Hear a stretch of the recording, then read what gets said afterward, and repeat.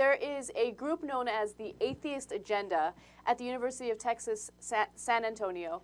And since 2005, they have been doing this campaign known as Smut for Smut, okay? And Smut for Smut is when students can go up to their booth on the campus and they can trade in their Bibles for pornography. Okay, makes sense. I'm not sure it does make sense, but because, look, I think one of the things they're saying is there's a lot of racy stuff going in the Bible, okay? And so we'll trade you porn for porn. I mean, and is there crazy sex in the Bible? As Sarah Palin would say, you betcha. I mean, that's why I always tell people to read the Bible. I don't think they know what's going on inside there. I mean, you got mistresses, you got hookers, you got guys with like hundreds of wives, etc. You say, oh, monogamy is from the Bible. No, it's not. Read the Bible. In the Bible, everybody's having sex with everybody. Okay? Oh, and then the maid came by and she got fucked. That's too crass, right? But look, I mean, some of the stuff is kind of hot, right?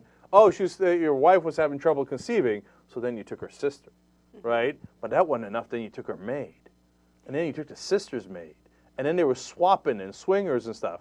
Like, that's pretty good. I mean, that's like Penthouse Forum kind of stuff. You know, when I was growing up, I went to Sunday school every single week, okay? And I had a Sunday school teacher that would talk to us about these racy stories in the Bible, even though he wasn't supposed to. He was like 24 years old, so 24, young Sunday school teacher, right? And he'd be like, okay, you guys aren't supposed to know about this, but in this part of the Bible, it talks about, you know, this affair and this hooker and, you know, whatever, all the dirty stuff that's in the Bible, right? And it was awesome. It was the best part of Sunday school. It was interesting and it was cool. And, you know, in some parts of the Bible, it's dirtier than what's even allowed by law now.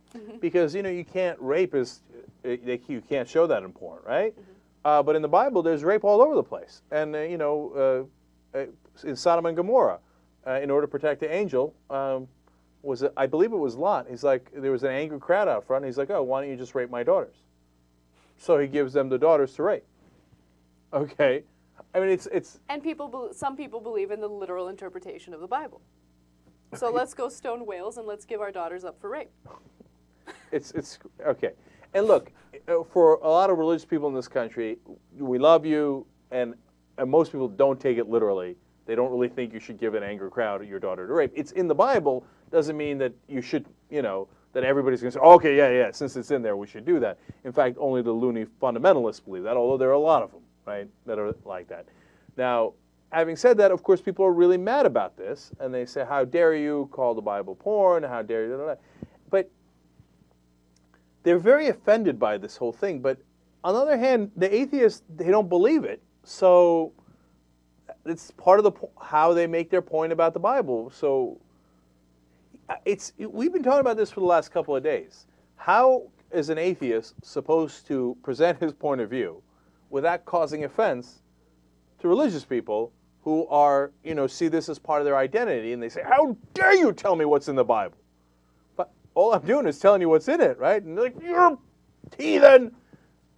Okay, but what do I do? I think it's impossible for atheists not to offend religious people, and that's fine.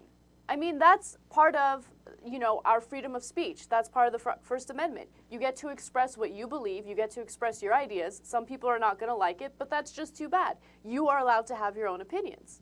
Yeah, and of course, people on campus got mad, and then they had to get separated because the protesters came. What I love about this story, though, is so the religious group started protesting, and of course, you have the atheists, and then the agnostics came in, the third party, and they're like, we just want peace. Let's all calm down. So the agnostics came to cool the situation down. Everybody's going to be all right. And of course, and look, I'm an agnostic, and I know that there are questions about how you define those words, etc. But basically, those people are saying, hey, you know what? These guys, like you said, are allowed to have their opinion. And on the other hand, you don't have to rub it in their face to the religious people saying, oh, there's porn in the Bible. Oh, right? So I think everybody makes a good point. You know, agnostics are, in that particular case, are right. You don't have to rub it in their face. On the other hand, atheists are right that they can, you know. And religious people rub it in people's faces all the time. Oh, you're going to hell, and we better pass laws according to my Bible. well, then, the other side's going to come for you too. And in this country, for a long, long time, that side was not represented.